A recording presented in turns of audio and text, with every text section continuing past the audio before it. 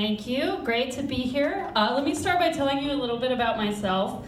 I work as a data scientist for a stock exchange and also as a cryptographer at Columbia University. So if you're not familiar with those terms, let me break it down for you. A data scientist is a scientist who at some point needed money.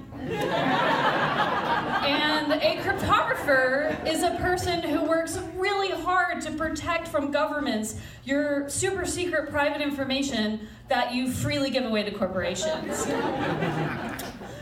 So mostly I think of myself as an educator. So I want to make sure you walk away from this set learning 3 things. So I'm going to teach you about the current state of artificial intelligence. I'm going to tell you about a new technology innovation that I'm super excited about. And I'm going to explain to you what a denial of service attack is. Okay, so that's a lot, so let's keep going. Artificial intelligence is all about detecting patterns and using this to make predictions about future behavior. So we encounter this the most with online advertisers trying to predict what we're going to buy. So since I Google a lot of things like high-frequency trading and cloud computing, online advertisers are really highly confident that I am a successful man. Not complaining though, like the recommendations are really amazingly useful. I now know how to choose personalized Christmas gifts for my wife, my mistress, and my secretary without getting them confused. Just kidding, you get them all the same thing. But AI really is getting better, it's getting smarter, it's slowly starting to get me. Just yesterday, it recommended a t-shirt that said, "What doesn't kill you disappoints me." And I did buy 2 of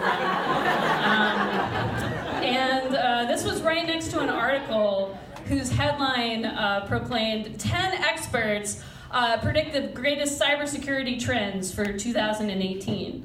So before reading the list, I made my own prediction that there would be no women featured as experts on the list. I was right. So while I'm on a roll, I'm going to also go ahead and predict that this lack of representation is going to cause no foreseeable problems.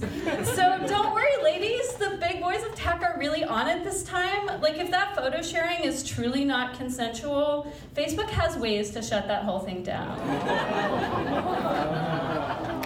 I really shouldn't joke about revenge porn, though. It's a super scary topic.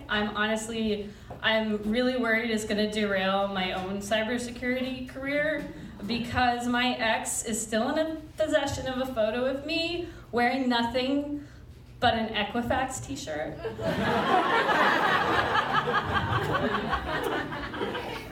I am pretty lucky, though, job-wise, because if there's one kind of security that people like me have actually mastered, it's job security. I'm going to be paid to deliver bad news to people for the rest of my life. It's just a new reality we're living in now. These hacks are just going to keep coming. They're kind of like Batman movies. You might not know when, but there always is going to be another one.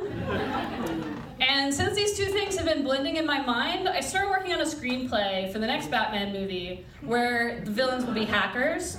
So I want to share with you a scene where Batman and Robin are really struggling through some dark times.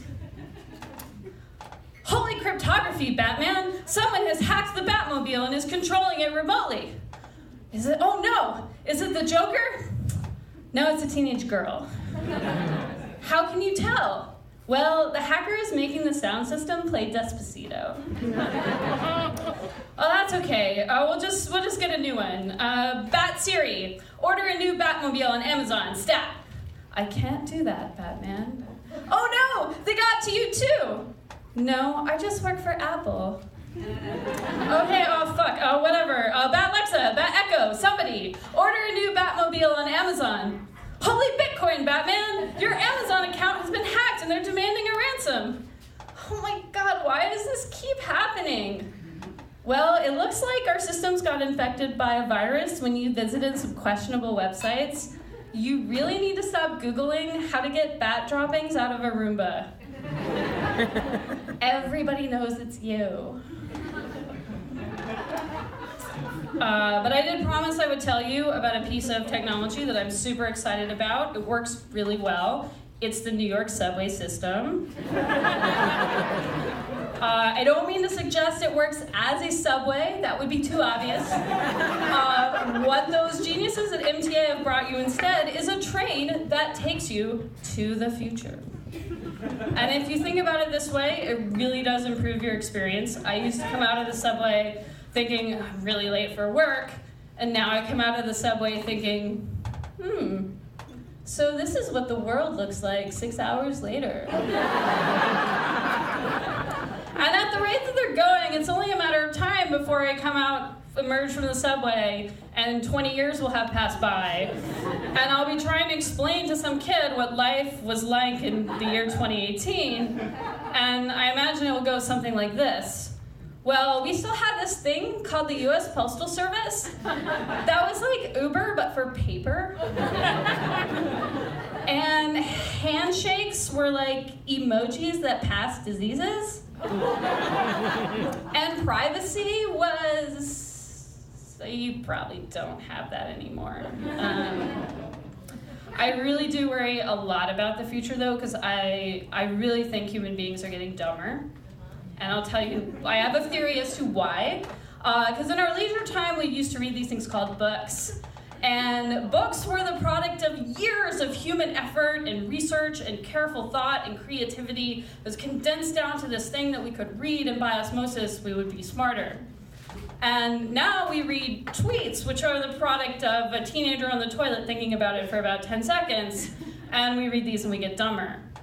I'm not an optimist. I'm not suggesting we can reverse this trend. I think it's here to stay. So I've been trying to think, how am I going to pass on my love of classic literature to my niece, who's now 6 and has to grow up in this world? So I've been working on translating some of my favorite books into tweet form. So here's what I've got so far. Dorian Gray got way too into selfies. #sad. Romeo and Juliet really should have just used Snapchat. #sad. As you can probably guess, I also imagine in this future that we're heading towards, there's probably only going to be like a very small number of standardized hashtag choices. So my last one for you is Jean Valjean's life of community service did not make up for his crime. #but her emails. And I'm running out of time, and I was going to explain to you what a denial of service attack was, but I got too busy answering all the other questions. Thank you. You're excited for the crime. If you don't get that one, go home and Google denial of service attack, but be careful because our AI overlords are going to know you're up to something. Thanks.